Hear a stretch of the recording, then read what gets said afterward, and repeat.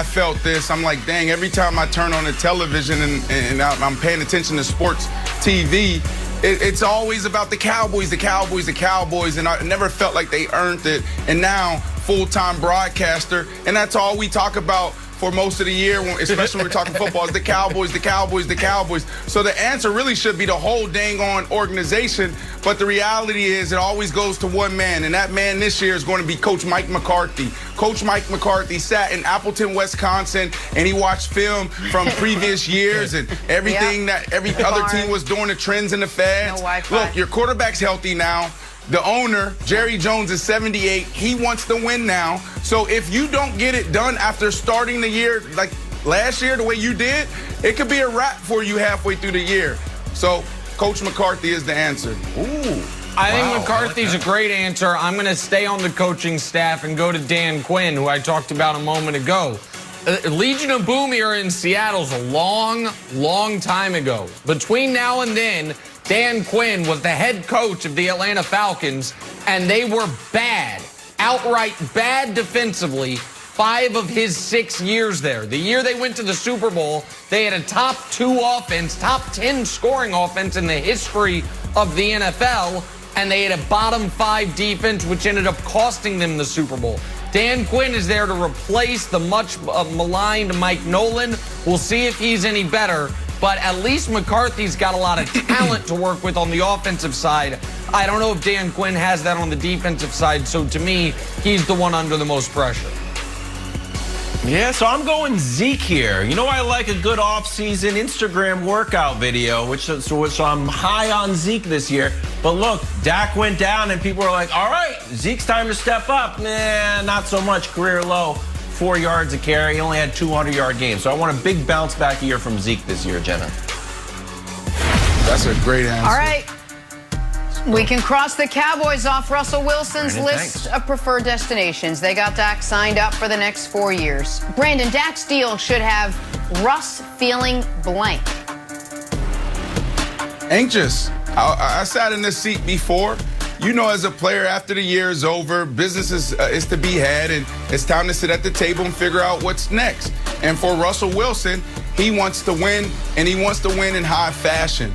So now when you see other players' name come off the board or situations that you thought you could potentially be a great fit in be taken, then you start getting anxious.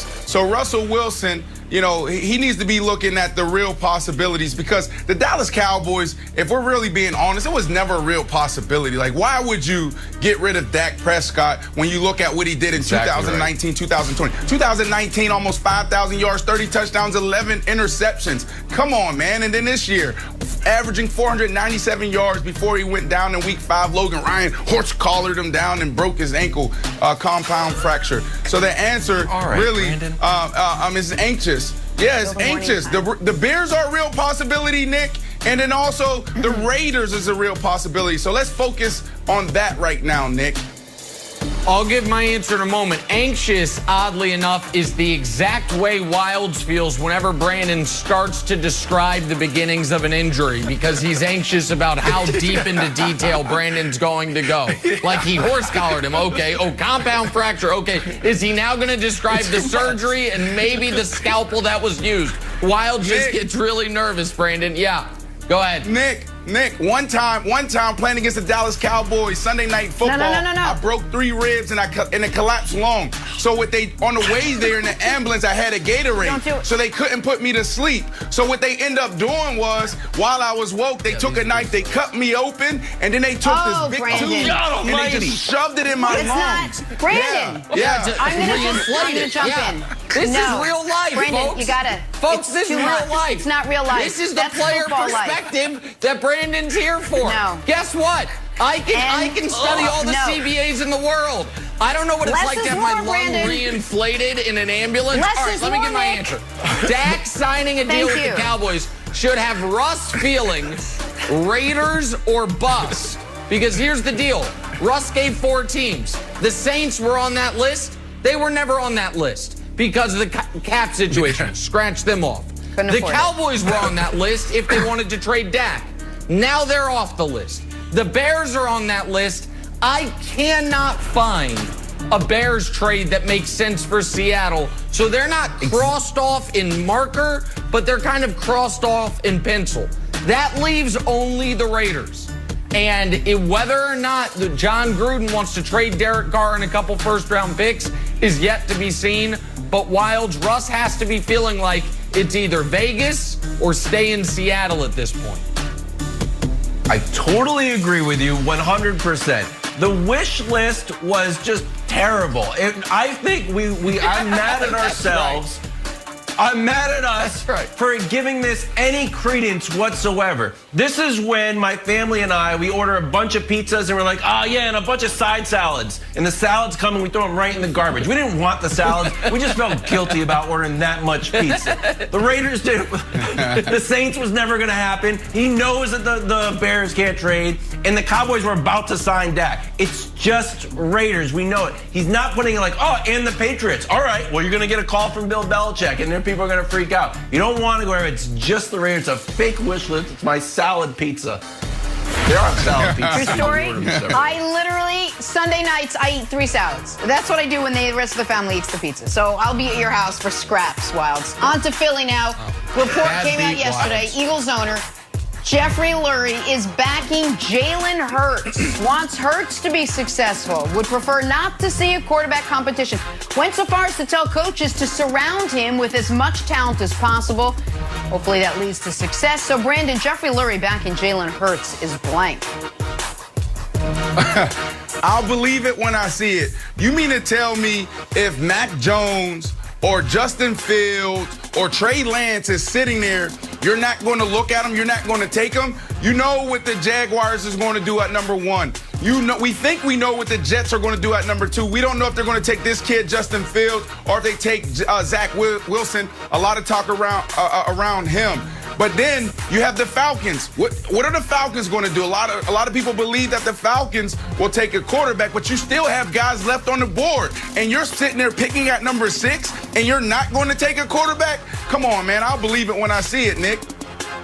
Well, we'll see what the Eagles do.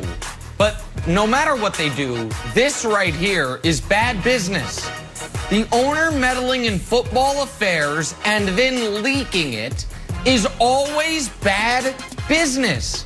And so I just don't understand why, A, Jeffrey Lurie wants to insert himself in this, and why, B, it's getting out to the public. So, Wilds, Jalen Hurts, whether I believe in him or not, set that aside. This is not the right way to run a football team. So, buddy,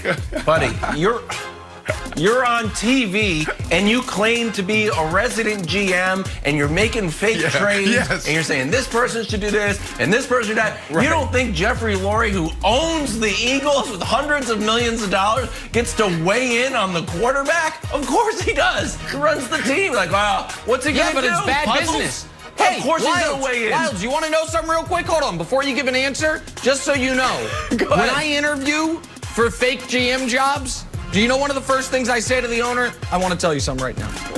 If you want to be involved in football operations, I'm not the guy for you. I'm not the guy for you. Now listen, we can shake hands and go our different ways. But if you decide to go with me in the fake GM business, get the job first before you tell the owner that. I'm just letting them know. No, it's important to set the parameters upon my fake employment. It's very important. We appreciate your transparency. I'm going pick 6, not the football play pick 6. The Eagles have the 6th pick. And here's the thing. If you're serious about this, Friday, March 12th, North Dakota State is having the pro day with Trey Lance. Don't go. Don't send anyone. No Eagles hats, no green sweatshirts, nobody undercover with a fake mustache and those glasses really from the Eagles, but you know, they're wearing a Bengals sweatshirt or something. Don't do it. So if you don't show up to Trey Lance's pro day, I'll think you're serious. But if you do show up, I don't know about it. I like it. All right, let's talk about your guy, Brandon, your old buddy, Fitzmagic. Reportedly plans on playing in 2021. Now it's just a matter of finding the right fit for his services. Brandon, Ryan Fitzpatrick coming back for a 17th season is blank. Listen, let me take out my notes, because when something magical happens, and that's the answer, magical. But when something magical happens and you're accepting an award or you're talking about somebody you love and you really care for, you want to read from the note so you don't mess it up, okay? Fitzmagic, baby, my guy. All this talk about Brady, Breeze, Big Ben. How about some love for Ryan Fitzpatrick? 7th round from Harvard, 250th pick overall. This will be his 17th year. Nick, show my guy some love. He can get it done. Well, I'm going to show him some love in a very odd way. The most important thing Brandon just said is the following. 250th pick of the 2005 draft. You know who was in the 2006 draft? He sits right there. His name's Brandon Marshall. And I think this is a challenge to Brandon. Fitzy sees Brandon. Brandon's like, hey, I'll box Deontay Wilder. Hey, I'll do a pit crew for Bubba Wallace. Hey, I'll dunk on Trayvon Diggs on a 6-foot hoop. What, we're not, what's that? Is that Brandon Marshall running routes at the House of Athlete Combine? Is that Brandon Marshall staying in shape?